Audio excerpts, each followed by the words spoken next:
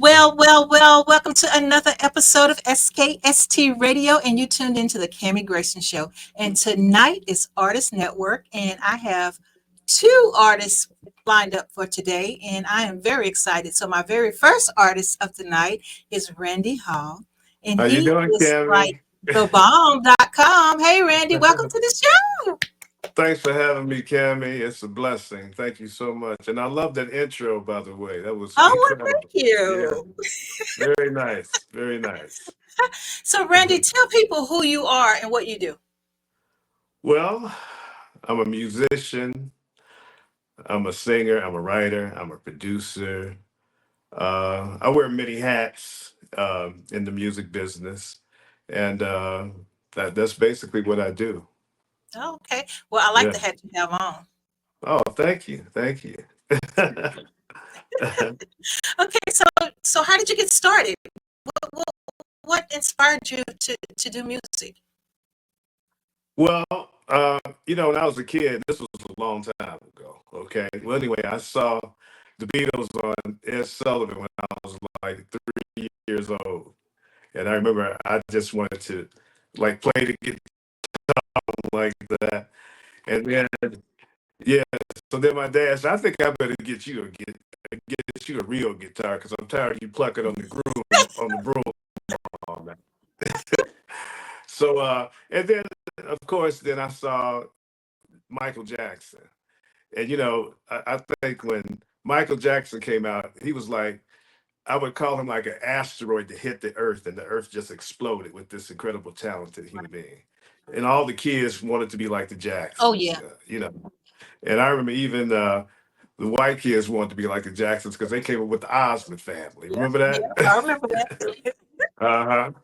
So, and then I mean, I studied guitar. And then I started playing in school talent shows, and I was getting a lot of attention. And I remember I used to see a show. It was called The Monkeys, and they would walk down the street or run down the street because the girls was chasing them. Yep, I And remember that. yeah, so I got the talent show, and I started playing the guitar, and all of a sudden I was getting this attention, and it was just I mean I just fell in love with it then, and then I started hearing melodies in my head, and I said I want to start writing music. So I was writing music at a really early age, and I got really good on the guitar. So by the time I was 15, I had a band. And we were playing talent shows, and then I started playing in lounges at 15 years old. I shouldn't have been Oh in the wow. lounge. You shouldn't have been in there. No, I should have been in the lounge, but everybody else in the group was old enough to be in the lounge. I was like the little kid there. Right. And but I was playing in the lounges. When I was 15 years old, I remember I played at a place called the Skyway Lounge in Chicago because I'm from Chicago, Illinois. Okay. And that was a real thrill for me. And as time went on, I had a band, a guy named Vince Wilbur Jr. His uncle was the incredible Miles Davis. Okay. Wow. And so, yeah, so uh Miles' sister, Vince's mother, would take the phone, and in those days we didn't have no cell phone, Right. and we were in the basement playing. But she had one of these phones that had like a cord that had to be 100 feet long. Stretched. And yeah, and she would take that thing down the stairs and play, and Miles would listen to us, and then he would give us pointers, on what to play and how to play, and we got better and better. And then one day we got a call from Miles that he wanted us to come to New York and come to Sony Records and record an album. So we go to New York, and we're in Miles's basement rehearsing, and Miles said, I think I want y'all to be on my record. Oh wow. So yeah, so we ended up being on his record, and we did his comeback album. He had retired from music, and he Hmm. came back with this record. It was called The Man with the Horn. And we did the record, and at that time, like the jazz world went crazy because this was Miles Davis coming back. And the album came out, and on one song I sang, and he had never had like a vocalist on his Oh, okay. music. And also too, it was an R&B record. So it was the first time he was on the R&B charts, and he was on R&B radio. He was always on jazz radio. Mhm. And the record exploded. Next thing I know, I was meeting everybody from Santana. I mean, just all the musicians, Roberta Flack. I mean, they all became friends of mine. And then from there, that's where I met all the other great jazz musicians that I worked, wrote songs for, like Ramsey Lewis, Dave Koz. Well, he Wow. would be more current. Dave Koz. We Mhm. was other jazz musicians. Diana Ross, I met through being with Miles. So just, Yeah. so it was a lot. Yeah. Yeah. So, and from then I got my own, I met the management company. The management company was Cavallo, Ruffalo, and Fagnoli. And they managed Prince. And Okay. they managed The Time, and they managed Sheila E. and Earth, Wind, and Fire. And the managers, they saw that my record was doing great. And they was like, who is this young guy? He's on Miles Davis record and he's getting all this promotion. And who is he? And they got in contact with me and they said they would like to manage me and so I could do my own record. And so I said, hey, I mean, if you Prince's manager, you can't be that bad. You must be pretty Right. good.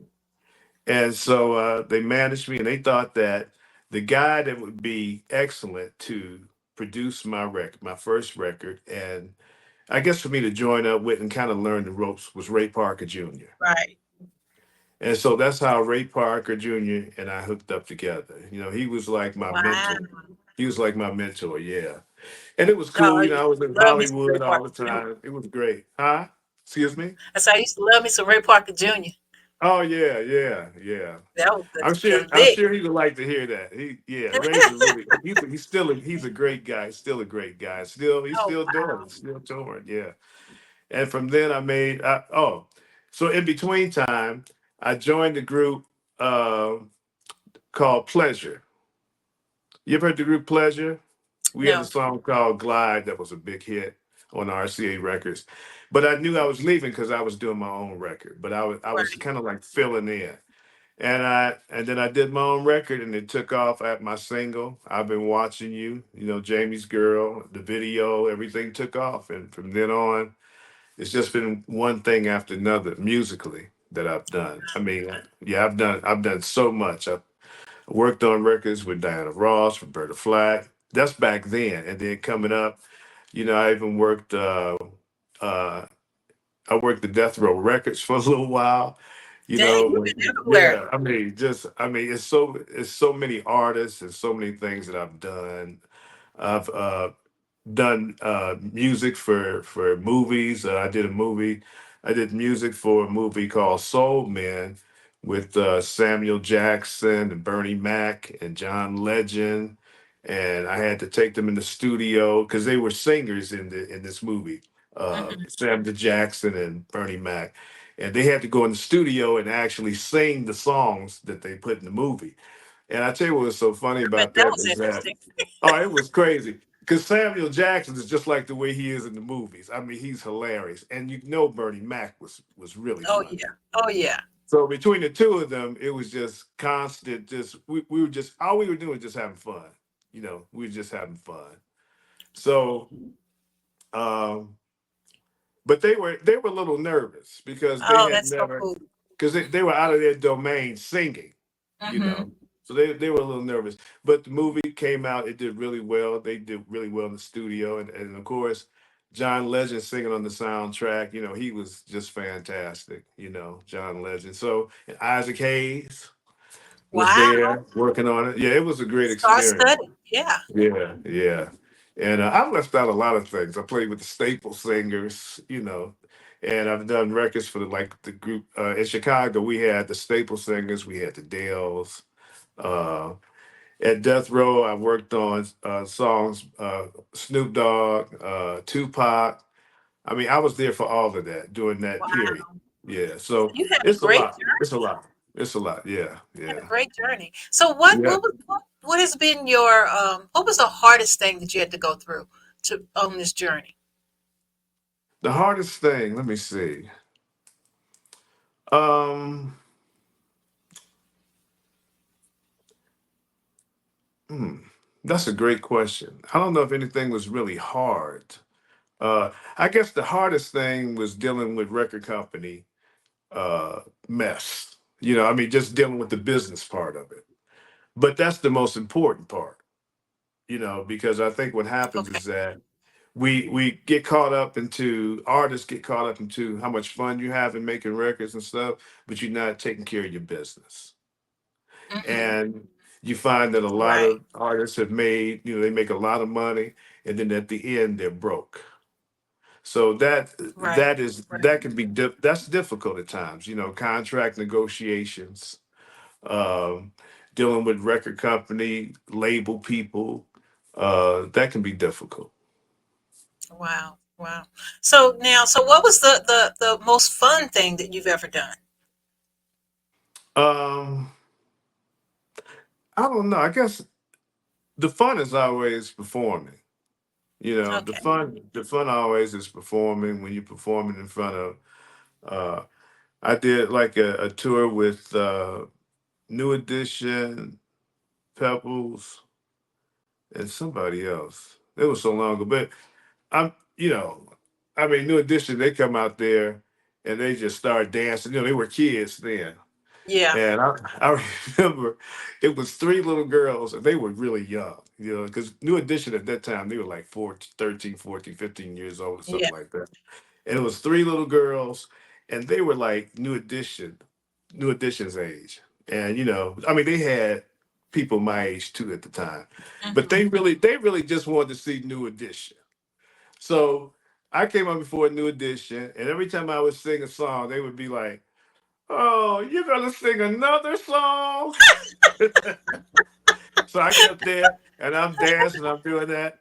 And I heard one little girl say, she said, "Do the Cabbage Patch." So I get up there and I started, "That ain't the Cabbage Patch." You know. So That's yeah, that was hilarious. yeah, But it's just you're crazy. supposed to know those up to date dances. I know. Well, I did it my way, but when New Edition came out, they really did it, Oh yeah, they were moving. Especially they were young like that. They were doing Yeah. twirls in the sky and all. I'm like, what's going on here? That's hilarious. Yeah, So yeah. what has been your biggest inspiration? Musically, Hmm. I think, um, well, as far as inspiration, I don't think that you can get any higher, uh, a higher level of music than working with someone like Miles Davis. Yeah. You got to remember, like when Miles was really popular, everybody would come and visit him. I remember John Lennon would come see Miles Davis. Because his music was on such a high level. Uh, all the musicians would come to his concerts because they want to see him. So that I'm a musician first. I always say that I'm a musician first. And I've studied jazz. I went to the Berklee College of Music, and I played jazz and rock and roll and R&B and funk. I think I've covered just about everything classical music. And that he was basically my biggest inspiration. And on the R&B side, then it had to be Ray Parker Jr. I can see that. See Yeah. that. So tell us about the song.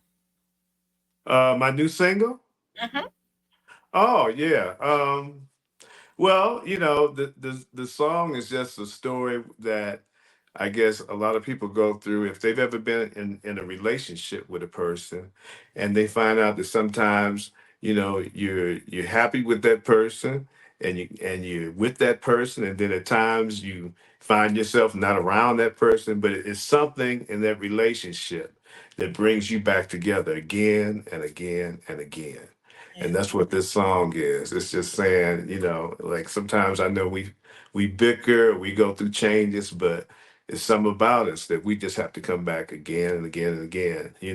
It's hard to recreate magic. And with Right. some people, you just have that magic. So you just come back together. You get upset, you leave each other, but next thing you know, you're coming back again and again and again. So that's what that song's about. I love it. Well, we have the song. Do we have permission to play it? Yes, yes, you do. I hope you do play it.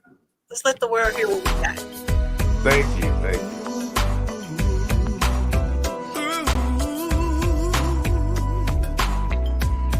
Yeah.